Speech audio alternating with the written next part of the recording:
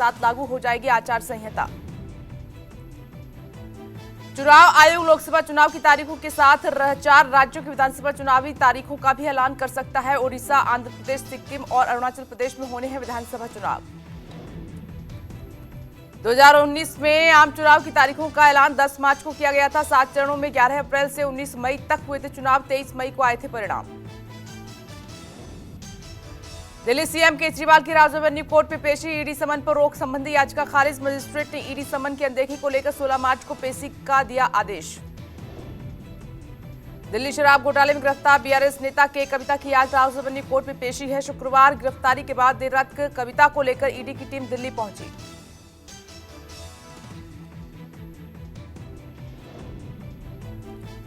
BRS ने के कविता की गिरफ्तारी को बताया अवैध। कहा कि सुप्रीम कोर्ट में लंबे सुनवाई के बीच गिरफ्तारी गैर कानूनी। तेलंगाना के पूर्व सीएम की बेटी कविता दिल्ली शराब घोटाले में आरोपी कारोबारियों के साउथ ग्रुप से जुड़ी हैं।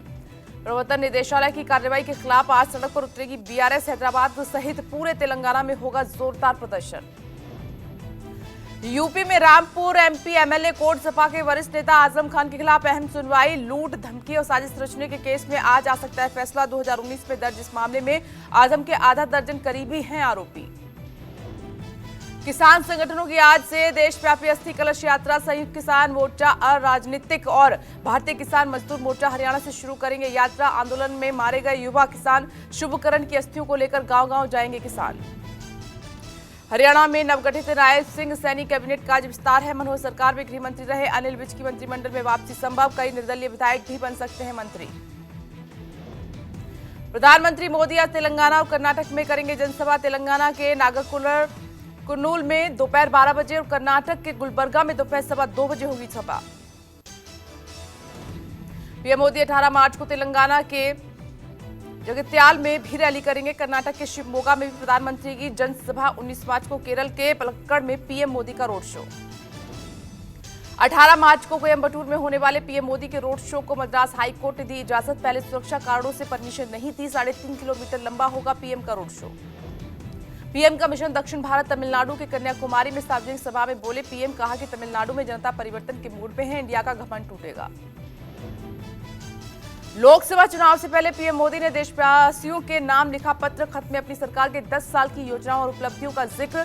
विकसित भारत विजन 2047 के लिए मांगे हैं सुझाव।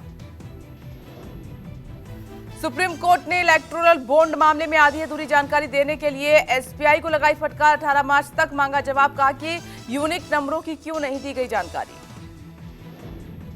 इलेक्टोरल बॉन्ड पर विपक्षी दलों का मोदी सरकार पर जोरदार हमला। कांग्रेस नेता राहुल गांधी ने बताया देश का सबसे बड़ा जबरन वसूली रैकेट। कहा कि कंपनियों को सीबीआई, ईडी का डर दिखाकर वसूले गए चंदे। कांग्रेस अध्यक्ष मल्लिकार्जुन खड़गे ने इलेक्टोरल बॉन्ड के मुद्दे पर सीधे पीएम मोदी को घेरा। खड़गे ने कहा कि वे खुद कहते हैं कि ये मोदी सरकार है, ये मोदी की पार्टी है, इस लिहाज से अब जिम्मेदार भी उन्हें ठहराया जाना चाहिए। सपा अध्यक्ष अखिलेश यादव ने चुनावी बॉन्ड को लेकर तीखा हमला किया है। सपा अध्यक्ष ने कहा कि बीजेपी की कथित ईमानदारी का कच्चा चिट्ठा लोगों के सामने आ चुका है। वरिष्ठ वकील और राज्यसभा सांसद कपिल सिब्बल ने इलेक्टोरल बॉन्ड मामले की जांच के लिए एसआईटी गठित करने की मांग की। सिब्बल ने पीएम केयर्स के दान का मसला भी उठाया। दिल्ली सरकार के मंत्री और आप नेता सौरभ भारद्वाज ने कहा कि सीबीआई, ईडी का दुरुपयोग कर बीजेपी ने हजारों करोड़ चंदा जुटाया है। चंदा लेकर निजी कंपनियों को ठेके दिए गए। इलेक्टोरल बॉन्ड पर कांग्रेस और विपक्षी दलों के हमले का महाराष्ट्र डिप्टी सीएम फडणवीस ने दिया जवाब। कहा कि चुनावी बॉन्ड बीजेपी लेकर आई थी, इसीलिए मिला हिसाब। हम काले धन पर नहीं, अकाउंटेंट मनी पर चुनाव लड़ते हैं। सीएए के खिलाफ सुप्रीम कोर्ट में अर्जी। सीएए नियम को चुनौती देने वाली याचिकाओं पर 19 मार्च को सुनवाई। सीनियर एडवोकेट कपिल सिब्बल ने की थी तत्काल सुनवाई की मांग। नागरिकता संशोधन कानून का गृह मंत्री अमित शाह ने जोरदार ढंग से बचाव किया है। कार्यक्रम के दौरान शाह ने कहा कि पाकिस्तान में आजादी के समय 23% हिंदू थे, आज महज 2.5% हैं। आखिर कहां गए सब। पाकिस्तान, बांग्लादेश और अफगानिस्तान संवैधानिक तौर पर इस्लामिक स्टेट है और वहां हिंदू सहित तमाम अल्पसंख्यकों का उत्पीड़न हुआ, इसके गवाह आंकड़े हैं। शाह ने कहा कि सीएए में पीओके का भी जिक्र है। पाक अधिकृत कश्मीर हमारा है, वहां के मुस्लिम भी और हिंदू भी अपने हैं। सीएए कानून की टाइमिंग पर उठ रहे सवालों को भी शाह ने सिरे से खारिज कर दिया। सीएए पर कांग्रेस के बयान से भड़के शरणार्थी। दिल्ली में कांग्रेस दफ्तर पर शरणार्थियों का विरोध प्रदर्शन। पाकिस्तान, अफगानिस्तान से आए शरणार्थियों की पुलिस से हुई झड़प।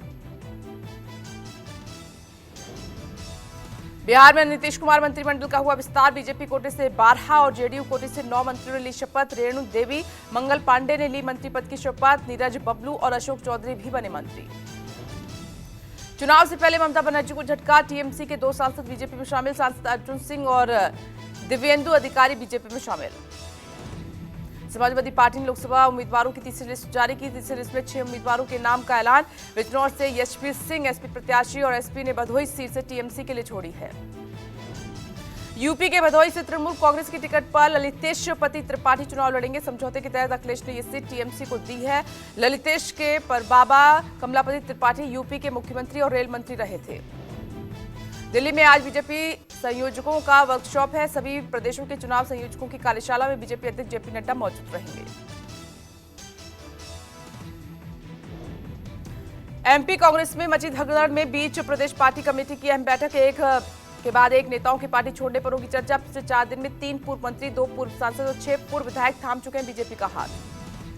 महाराष्ट्र के नागपुर में राष्ट्रीय स्वयंसेवक संघ का 3 दिवसीय सम्मेलन का आज दूसरा दिन है। सम्मेलन में देश के अलग अलग मुद्दों सहित सांगठनिक बदलाव पर विचार विमर्श। राम मंदिर पर पारित होगा प्रस्ताव। बिहार में राष्ट्रीय लोक जनशक्ति पार्टी का बीजेपी को 2 टूक अल्टीमेटम। लोकसभा चुनाव में सीट नहीं मिली तो हमारे विकल्प खुले हैं। पार्टी अध्यक्ष पशुपति पारस ने कहा कि बीजेपी लिस्ट का इंतजार है।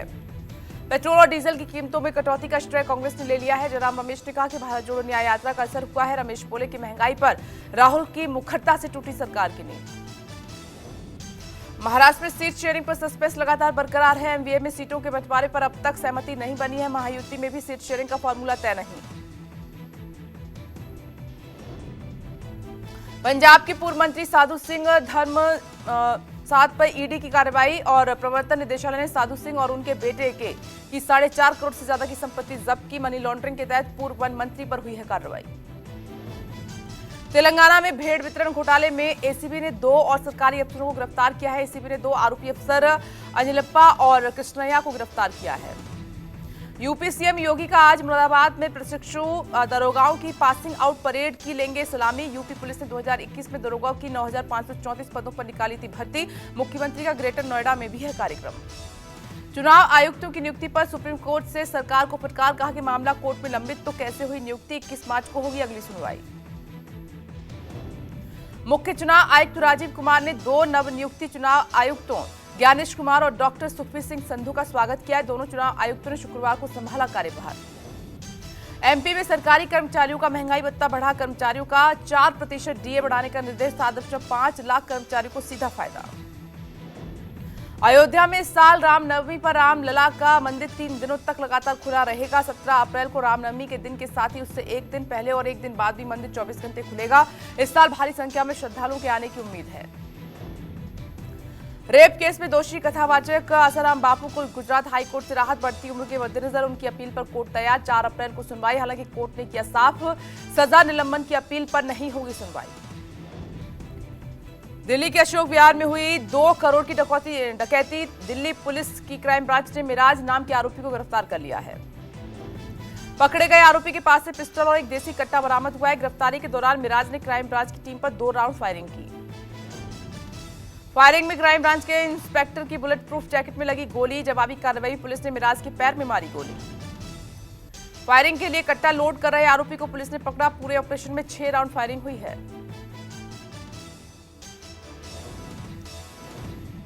जम्मू के रामबन के वागेन हाला गांव के लोग खौफ में हैं। गांव के तकरीबन 40 घर और प्राइमरी स्कूल में दरारें देखी गई हैं। घरों में दरारों की शिकायत के बाद एक्शन में प्रशासन नुकसान का पता लगाने के लिए पहुंची है टीम। स्थानीय लोगों का आरोप है कि 4 लेन वाले राष्ट्रीय राजमार्ग की कटिंग के कारण उनके घरों को नुकसान पहुंचाया। लोगों ने सुरक्षित जगह देने की मांग की। गांव के लोगों ने चुनावों के बहिष्कार करने का ऐलान कर दिया। कहा कि मांगे माने जाने तक सामूहिक तौर पर वोटिंग का बहिष्कार किया जाएगा। यूपी के कानपुर में पुलिस और बदमाशों के बीच मुठभेड़ हुई है। 2 बदमाशों के पैर में लगी गोली। पकड़े गए बदमाशों पर 25,000 का इनाम। लूट के कई मामलों में बदमाशों की तलाश। घायल बदमाशों का अस्पताल में चल रहा है इलाज। एमपी के उज्जैन में सरकारी स्कूल के 24 बच्चों की तबीयत बिगड़ी। स्कूल में भोजन खाने से फूड पॉइजनिंग के शिकार हुए बच्चे अस्पताल में भर्ती। जम्मू कश्मीर के रामबन में सुरक्षा बलों ने आतंकी ठिकाने का किया भंडाफोड़। भारी मात्रा में हथियार और गोला बारूद बरामद। इलाके में सर्च ऑपरेशन जारी। मुंबई के गोरेगांव में एक फर्नीचर गोदाम में लगी भीषण आग, लाखों का सामान जलकर खाक। फायर ब्रिगेड ने कड़ी मशक्कत के बाद आग पर पाया काबू। अमेरिका और वेस्टइंडीज में होने वाले टी20 वर्ल्ड कप के लिए आईसीसी का बड़ा ऐलान। नॉकआउट मैचों के लिए होगा रिजर्व डे। बारिश या अन्य वजहों से मैच पूरा ना होने पर अगले दिन होगा मैच। 2 जून से होने वाले टी20 वर्ल्ड कप में स्टॉप क्लॉक नियम भी अस्थायी रूप से लागू होगा, जिसमें नया ओवर शुरू करने के लिए मात्र 1 मिनट का समय होगा। 60 सेकंड में गेंद न फेंकने पर विरोधी टीम को मिलेंगे 5 अतिरिक्त रन। महिला प्रीमियर लीग के फाइनल में पहुंचने वाली बेंगलुरु दूसरी टीम 17 मार्च को फाइनल में दिल्ली से मुकाबला। अंतिम लीग मैच में मुंबई को 5 रन से हराकर फाइनल में पहुंची रॉयल चैलेंजर्स बेंगलुरु।